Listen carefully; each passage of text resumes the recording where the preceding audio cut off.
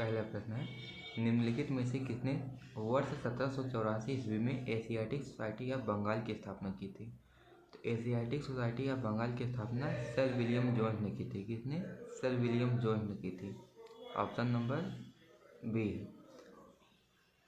Asiatic Society of Bengal की स्थापना 1784 ईस्वी में सर विलियम जोन्स ने की थी। ब्रह्म समाज की स्थापना 1828 ईस्वी में राजा राम मोहन राय ने की। लैंड होल्डर्स सोसाइटी की स्थापना 1838 ईस्वी में द्वारकानाथ टैगोर ने की।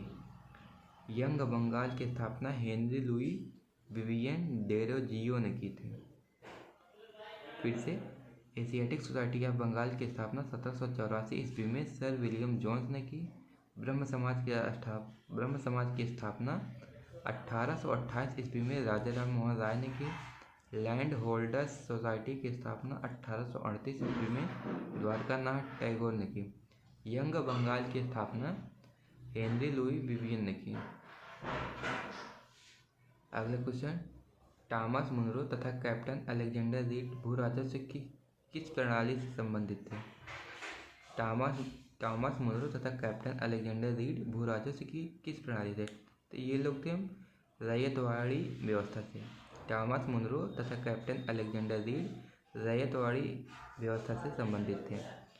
रैयतवाड़ी व्यवस्था के संस्थापक टॉमस मुनरो तथा कैप्टन अलेक्जेंडर रीड हैं। सर्वप्रथम रैयतवाड़ी व्यवस्था लागू करने का श्रेय 1792 ईस्वी में कैप्टन अलेक्जेंडर रीड द्वारा बारामहाल जनपद तमिलनाडु में सर्वप्रथम रैयतवाड़ी व्यवस्था लागू करने का श्रेय किसे जाता है? तो कैप्टन अलेक्जेंडर रीड को जाता है। 1792 ईस्वी में इसकी स्थापना की थी।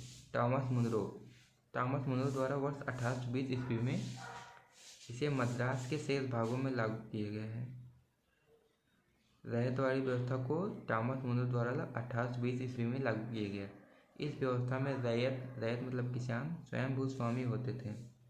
रैयत भूमि को बेच तथा गिरवी रख सकता था। रैयत मतलब किसान भू राजस्व के भुगतान हेतु स्वयं जिम्मेदार होते थे। रैयतवाड़ी व्यवस्था ब्रिटिश भारतीय भूभाग के सर्वाधिक भू क्षेत्र 51% में विस्तृत थी।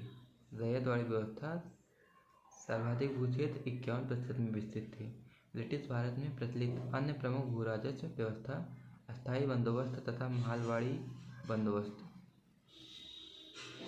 ब्रिटिश भारत में प्रचलित अन्य प्रमुख व्यवस्था कौन कौन सी थी? अस्थायी बंदोबस्त तथा मालवाड़ी बंदोबस्त थी।